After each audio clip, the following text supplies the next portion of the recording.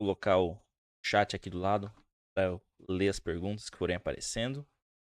Qualquer coisa, só mandar aqui que vai respondendo. Estão me ouvindo? Estão me ouvindo. Tecnologia. Eu não sou mais jovem. Então, hoje, no horário um pouquinho mais cedo do que o habitual, a gente está começando o nosso nono pré-prova às 19 horas, tá? Foi um imprevisto aí, a gente tem uma live um pouco mais tarde, mas estou aqui para entregar o combinado com vocês, tá? Para quem não me conhece, meu nome é Jefferson Silva, sou professor aqui na escola Mais Formação Certificações, estou aqui para te ajudar. Hoje a gente vai falar um pouquinho do módulo 20, da CPA 20, módulo 1, 2 e 3. Deixei aqui, já deixa eu até pegar a canetinha aqui, isso que a gente vai usar bastante ela. O Instagram da escola, meu Instagram pessoal e um recadinho bacana aí que ajuda a gente, ajuda a ter um alcance bem maior, que é se inscrever. Se você está assistindo e não for inscrito ainda, se inscreve aí, dá essa moral para nós. Sem mais delongas, lembrando que esse pré-prova, ele é bem curtinho, tá? A ideia é que você consiga assistir essas resoluções em qualquer lugar. Então, seja um pouquinho antes de trabalhar, seja no horário de almoço, seja voltando da faculdade, então chegando na faculdade, qualquer momento, ó, vou fazendo uma revisão, tá? E surgindo dúvidas a partir da explicação, manda um alô no chat que eu tô olhando aqui de lado, tá? Eu vou respondendo conforme indo, beleza? Então, pra gente começar, questão 1095. Essas questões a gente traz com base no que os alunos falam, que caiu mais ou menos ali na prova, tá? Eventualmente algumas estão parecidas, eventualmente outras a gente desenvolve aqui, tá? Sempre dentro do edital, sempre o conteúdo atualizado, de acordo com a Anbi. Boa noite aí para todo mundo. A Jaqueline interagindo com a gente. Boa noite, Jaqueline. Dúvidas, mande aí para nós, tá? Então, questão 1095. De acordo com o código Anbima, de acordo com o código de distribuição da Anbima, para desempenho da atividade de distribuição de produtos de investimento, a instituições participantes devem, entre outras exigências. Eu devia estar usando um óculos, tá? Tô comendo umas letras. Observar regras para a contratação de terceiros. Observar regras relacionadas à publicidade e divulgação de produtos de investimento, ou verificar a adequação do produto de investimento ao perfil do investidor, o suitability. Está correto que? Vamos olhar uma a uma para a gente entender. Observar as regras para a contratação de terceiros? Com certeza que isso está no código.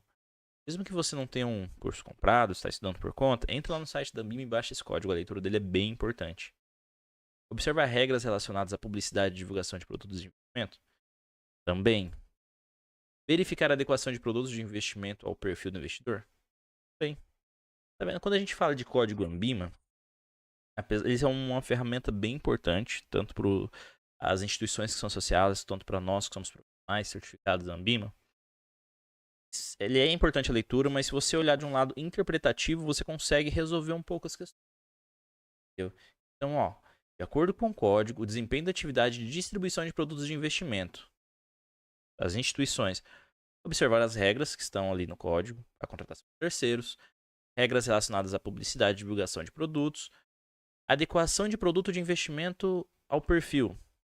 Vendo que são coisas que mesmo que a gente não tenha ali do código, a gente consegue interpretar que faz sentido a instituição observar as regras da Anbima, observar os documentos que estão sendo divulgados em relação à publicidade. Faz sentido ter no código a gente vender um produto de investimento de acordo com o perfil do investidor. O que nos leva à nossa questão correta, que é D. 1, 2 e 3, todas estão corretas. Questão 1093. O órgão responsável pela proteção da captação de poupança popular em investimentos realizados em planos de previdência complementar aberta é. Quando a gente fala de poupança, seguro, previdência complementar aberta, tem um órgão que fiscaliza tudo isso daí. Quem que é esse órgão? Vamos lá de baixo para cima. É o Banco Central do Brasil. O Banco Central do Brasil, ele fiscaliza de bancos. Não inclui poupança nem planos de previdência complementar ou capitalização. Então não é a alternativa A. A Comissão de Valores Mobiliários, CVM, também não. Valores mobiliários, nada a ver, poupança, plano de previdência complementar. O Conselho Monetário Nacional é o órgão máximo, é o órgão que está lá em cima cuidando de todo mundo. Ele não é um órgão fiscalizador, ele não é um órgão que executa. Ele é um conselho, ele dita as normas e os demais órgãos abaixo dele seguem essas normas. E nos deixa com a nossa querida SUSEP. Resposta certa. Além de cuidar dos planos de captação de poupança popular, previdência complementar aberta, cuida da área de seguros e capitalização também. Tenha isso muito claro, que eu tenho certeza que alguma coisa relacionada a SUSEP ou Previc vai vir na sua prova, tá? Bastante. Questão 1090. Se eu estiver indo muito depressa, tá? Vocês dão. Questão 1090. O Conselho Monetário Nacional é um órgão. Opa! Vou rabiscando aqui. Não fala nada. E a borracha não quer. Ah, foi. O Conselho Monetário Nacional é um órgão subordinado hierarquicamente ao Banco Central do Brasil. Então, tem na hierarquia o CME. A gente tem o Bacen. Do outro lado a gente tem o PM. Essa é a estrutura. Vamos pular. Não, vai. Composto por diretores do Banco Central do Brasil? Não. Não é só pelos diretores do Banco Central do Brasil. Pula C. Subordinado ao ministro da Fazenda? Também não. De acordo com o nosso desenho aqui, órgão deliberativo máximo do Sistema Financeiro Nacional. Sistema Financeiro Nacional, onde ocorrem todas as transações entre superavitário e deficitário. E o cara que é o conselho, o cara que cria as normas, ele está aqui em cima. Ministério Nacional. Essa alternativa C. Questão 6.000. Qual dos seguintes fatores não é considerado um indicador? Não é considerado, ó, muita atenção nisso daqui. Não é considerado, exceto, assinar a alternativa incorreta. Vem muita perguntinha assim. Ah, tá ali no gás. Ah, bateu a primeira alternativa. Ganhei uma questão? Não, perdeu uma questão fácil. Leia com calma e leia sempre todas as alternativas, tá? Vamos lá. Qual dos seguintes fatores não é considerado um indicador de atividade suspeita de lavagem de dinheiro? Está procurando não. Realizar transações em espécie de alto valor? Isso é considerado. Crime de suspeita de lavagem de dinheiro? Indicador? É considerado. Evasão de controles de informações sobre transações? Fazer depósitos picados várias vezes, depositar sempre abaixo do limite que o banco exige para você colocar o CPF. Isso é evasão de controles. Eu sei que se eu depositar na boca do caixa 50 mil, eles vão pedir uma identificação. Eu sei que se eu depositar 1.900 caixa eletrônico, não vai pedir identificação nenhuma. Evasão de controle. Uso de terceiros para movimentação de recursos? Famoso laranjinha. Atividade suspeita de lavagem de dinheiro. Agora, olha só. Declaração precisa e completa dos dados do cliente? Isso é um indicador de lavagem de dinheiro? Com certeza não. Isso é o que deveria acontecer sempre. Mas Jefferson, tá muito fácil isso daí. O que pode acontecer na hora da prova ali? A pessoa vai ler. Qual dos seguintes fatores é considerado como o não aqui, ó? Fingiu que o não existia, porque está acelerado ali, CPA 20, você quer passar. Tá lembrando que lá fora, teu chefe tá falando, se você não passar, você não vai ser promovido. Você tá lembrando que se você não tirar a CPA 20, vai perder aquela entrevista que você fez. Aí você tá aqui, ó. Qual dos seguintes fatores é considerado um indicador de suspeita de lavagem de dinheiro? Realização de transações de alto valor. Bum, foi pra próxima. Perdeu uma questão à toa.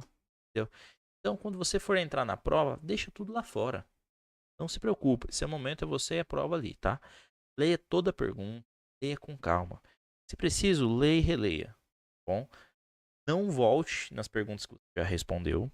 Se você passar alguma ali que você ficou com alguma dúvida, marca aquela. Depois no final volta naquela. Não volte revendo, tá? É bem provável que você acabe tirando algumas alternativas que eram certas e troque por erradas. Questão 10.02.2023. Pelas normas do Banco Central do Brasil, as instituições financeiras devem comunicar ao Conselho de Controle de Atividades Financeiras, o COAF, as operações de depósito em espécie de valor igual ou superior a. Ah, tá interessante esse daqui. Muito mais legal assim quando traz valor, que fica mais claro na nossa mente. A gente sabe que qualquer atividade suspeita e lavagem de dinheiro, a gente tem que comunicar ao COAF sem comunicar o cliente. O seu João chegar lá aqui, ô, que filho, deposita pra mim aí 10 mil. O seu João, ele é, vamos dizer, sei lá, ele é trabalhador rural, só um sítiozinho dele ali que ele cuida, com a Dona Maria. E todo dia ele tá chegando com 10 mil pra depositar. Tá condizendo a renda dele com a atividade dele. Então eu posso comunicar ao COAF. Ou depósitos sucessivos de R$ 2.000 no caixa eletrônico para uma conta em específica. Essa conta mandando TED para outras contas. Tá batendo valor? Não tá, mas eu posso denunciar o COAF. O COAF vai entrar em conta, vai fazer toda a avaliação, se for necessário, vai entrar em contato com o cliente as coisas que eles têm que fazer. Mas nunca que eu vou falar pro cliente, falou, cliente, eu vou falar pro COAF que você tá me movimentando aqui, porque o cliente ele vai dar linha. Entendeu? Agora, tem um valor que se a pessoa chega na boca do caixa para depositar esse valor em espécie, obrigatoriamente tem que comunicar ao COAF. Independente de ser suspeito ou não. E qual que é esse valor? R$ 50.000. Tá? O que pode vir aqui na prova? Trazer, por exemplo, 250 mil logo depois de uma questão de FGC. Tá com a FGC na cabeça, FGC, cobertura, 250 mil, pá. Perdeu outra questão à toa. Leia com calma. Questão 0402-2023. Para definir a situação financeira do investidor como parte do processo de verificar o perfil do investidor, estabelecido no Código de Distribuição de Produtos de Investimento da Anbima, a instituição deverá obter as informações do cliente sobre. Tá. Beleza. Para entender a situação financeira, faz parte do processo de verificar o perfil do investidor, segundo o código da Anbima. 10 alternativas. Os tipos de investimentos, serviços, operações com os quais o investidor tem familiaridade. O valor e os ativos que compõem seu patrimônio. A necessidade futura declarada. Ó, o que faz sentido aqui? Baixo para cima, tá? Necessidade futura de recurso declarada. Faz sentido eu saber isso da pessoa que está aplicando comigo? Faz sentido, por quê? Se a pessoa está aplicando comigo, ela quer altas rentabilidades, está com uma LCA, sou conservadora, com uma LCA que está pagando 100% do CDI, mas para 2 anos. Ela entende que ela quer uma alta rentabilidade, mas é uma pessoa que precisa desse dinheiro, sim, é o único dinheiro que a pessoa tem. Faz sentido eu colocar numa trava para 2 anos? Não. Entender a necessidade do recurso é de extrema importância. E é para entender a situação financeira da pessoa. Então a 3 está certa. O valor e os ativos que compõem o patrimônio? Sim. Imagina a pessoa fala, não, eu sou profissional, sou investidor profissional, eu tenho 10 milhões em patrimônio. Aí você olha lá, 10 milhões em imóvel. Tá? Ele não tem liquidez aquilo ali. Tem que entender os ativos que tem para de repente dar uma rebalanceada na carteira. Os tipos de produtos, serviços e operações com quais o investidor tem finalidade não é tão importante. Claro, a partir do conhecimento do investidor, a gente vai alocando ali, explicando de uma outra forma. Mas se ele não tem familiaridade, por exemplo, com produtos de renda fixa, tem importância. Vai estar ali para explicar para ele. E por que eu trago isso daqui? Não brigue com a questão. Tá?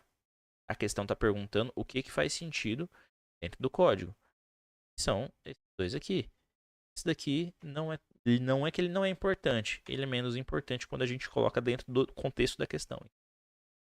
Mesmo assim, se ficou uma dúvida, manda aqui no chat. Tô olhando para cá aqui assim, tá? Só para ter certeza que não tem nenhuma mensagem. Questão 0302-2023.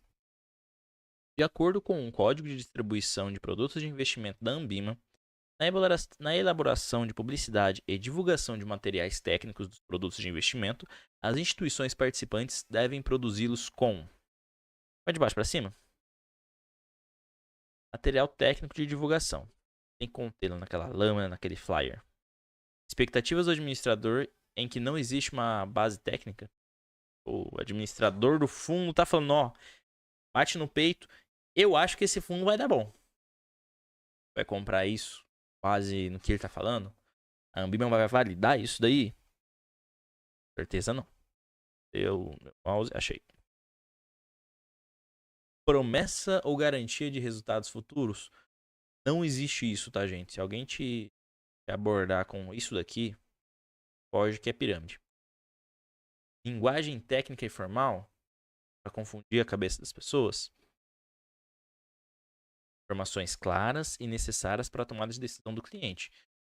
Então, desde se o fundo, por exemplo, no fundo em contexto, se o fundo vendeu nos últimos 6 meses, como que é essa administração, o que está alocado aquilo ali, para que quando o investidor tome a decisão de entrar nesse ativo, seja a decisão mais clara possível, a decisão sem nenhum viés. Então, é isso que pede ali. Questão 6001. A composição do IGPM. Quando a gente fala, o IGPM é um dos índices de inflação no Brasil. A gente tem 2 índices. A gente tem o IPCA, que é o nosso índice oficial, que é medido pelo IBGE. E a gente tem o IGPM, que é medido pela FGV. Beleza? IPCA, índice oficial, medido pelo governo. IGPM, outro índice, usaria normalmente em contratos de aluguéis ou algum produto de rentabilidade, tipo IPCA mais tanto, IGPM mais tanto. É um outro índice. Como que é composto esse índice? Ele é bem tranquilinho para você decorar ele, tá? A composição dele, 60, 30, 10. Tá? Faz uma música em inglês. 60, 30, 10. E para decorar os nomes, em ordem alfabética. A gente tem o IPA, o IPC e o INCC. Jefferson, onde que tá em ordem alfabética isso? A. Depois do A vem o B, não tem o B, C.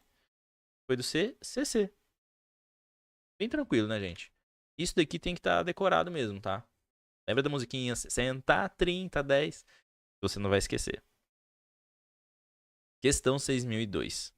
Em uma situação onde está ocorrendo a desvalorização do real frente ao dólar, podemos afirmar que desvalorização do real significa que o real, para comprar $1, pagar, por exemplo, R$6. Se fosse uma valorização do real, para cada... Esse aqui é o dólar, tá?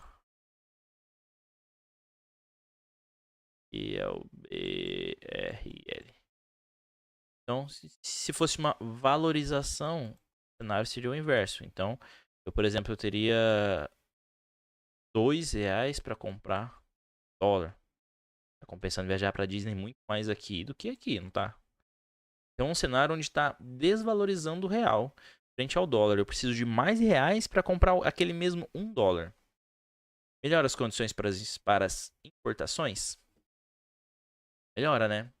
Cada vez eu tenho que gastar mais dinheiro para comprar em dólar, um mesmo dólar, significa que o produto que custava $10 e custava aqui R$60, se o dólar subir para 10, tá 100.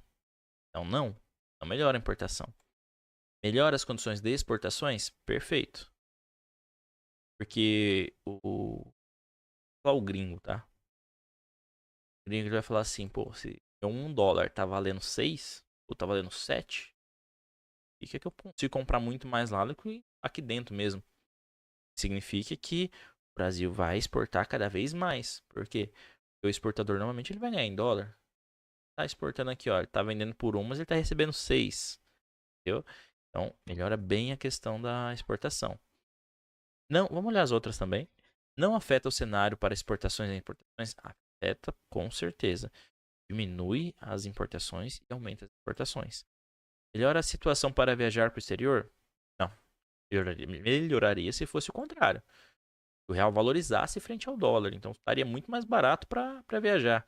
Agora, nessa situação de desvalorização do real, tá bom pro cara que mora nos Estados Unidos vir para cá. Ele vai pagar um almoço, sei lá, R$50. Aqui ele vai pagar $10. $10, almoço de R$50. Pô, o cara vai viver bem pra caramba. Entendeu? Questão 6003. Perguntas? Não. Seguimos. Índice de preços utilizado pelo Conselho Monetário Nacional para acompanhar acompanhamento de metas de inflação. A gente já falou ali que o Brasil ele possui 2 índices de inflação. o IPCA e o IGPM. GPM. Índice oficial, medido pelo IBGE. Gente, quase. E FGV, uma instituição privada. Eu uso para acompanhar as metas de inflação, tem que ser oficial. Querido IPCA. Questão 6004. O que é política fiscal? Essa é melhor a gente ler uma a uma ali para entender. A regulação das taxas de juros pelo Banco Central. Taxa de juros do Banco Central não é nem política fiscal, tá? É monetária, mas não é isso. Controle da oferta monetária do país? Tiro. Pula C. A regulação das relações comerciais internacionais? Menos. Medidas tomadas pelo governo para arrecadar e gastar os recursos públicos. Tranquilo. Bem fácil até. Mas, como cai na prova, a gente traz aí o mais próximo possível. Questão 6005. Quanto à inflação, assinale a alternativa correta. Todos os investidores estão protegidos contra a inflação? É bom, né? Aplicar lá no final do ano, ter uma rentabilidade e ainda assim ser acima da inflação. Então, gente, existem mecanismos, investimentos que você faz numa carteira bem diversificada para tentar bater a inflação, que nem hoje nossa inflação está tão alta como em comparação com a Argentina, por exemplo. Está lá com 100%, mais 100% de inflação. Então, não, todos os investidores não estão protegidos contra a inflação. Pula B. O poder de compra da moeda aumenta em um cenário de inflação alta? Pelo contrário. O poder de compra da moeda ele vai diminuir.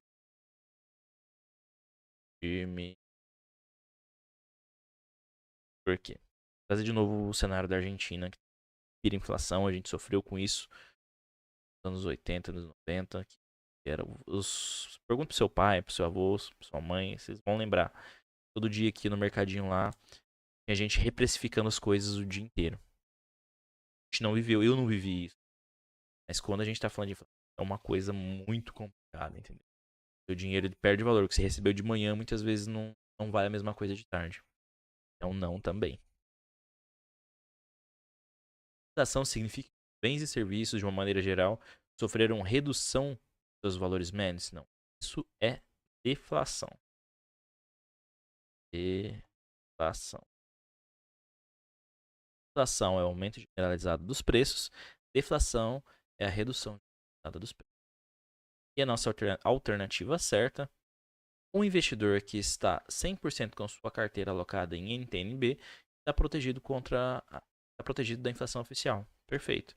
NTNB é um título público cuja sua rentabilidade é atrelada à inflação.